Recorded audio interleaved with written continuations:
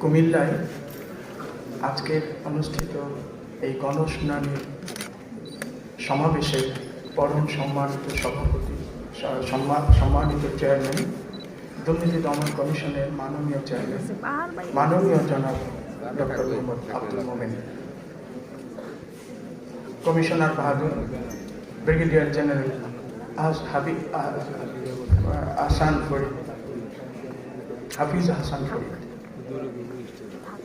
অনুষ্ঠানের দুর্নীতি দমন কমিশনের মহাপরিচালক জনাব মোহাম্মদ আক্তার হোসেন, বিজ্ঞ জেলা প্রশাসক এবং জেলা ম্যাজিস্ট্রেট এবং আজকের অনুষ্ঠানের সম্মানিত মডারেটর, বিজ্ঞ পুলিশ সুপার এবং এই জেলার দুর্নীতি প্রতিরোধ কমিটির সম্মানিত সভাপতি,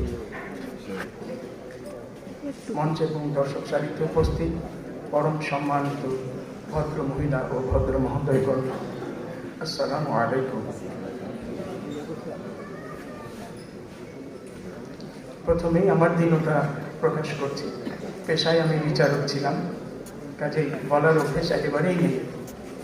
খুব ধৈর্যশীল শ্রোতা হিসেবে আমাদের খ্যাতি আছে, তাই বলার মধ্যে যদি কোনো অসঙ্গতি পান ক্ষমা করে দিয়ে দয়া করে। দুর্নীতি দমন করবার জন্য সরকার বাহাদুর একটি উচ্চ ক্ষমতা সম্পন্ন এই তদন্ত সংস্থা বা দমন সংস্থা সৃষ্টি করেছে, যেটা 2004 সনে আইনটি সংশোধিত হয় এবং পরবর্তীতে এই কমিশন ধারাবাহিকভাবে কাজ করে আসছে দুর্নীতি দমনের উদ্দেশ্যে।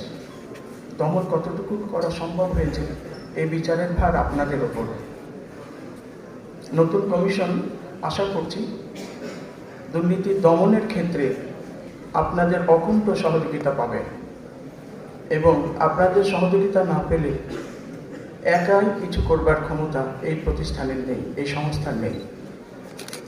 এই সংস্থা বিচার করে না, বিচার তো করবেন মাননীয় বিচারকগণ।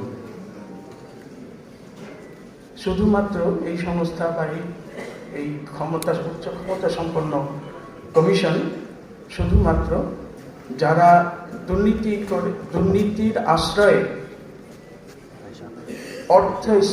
নৈতিক স্খলন করেছেন, সরকারি অর্থের তুসরুপ করেছেন কিংবা যে কোনোভাবে দুর্নীতি করেছেন, তাদেরকে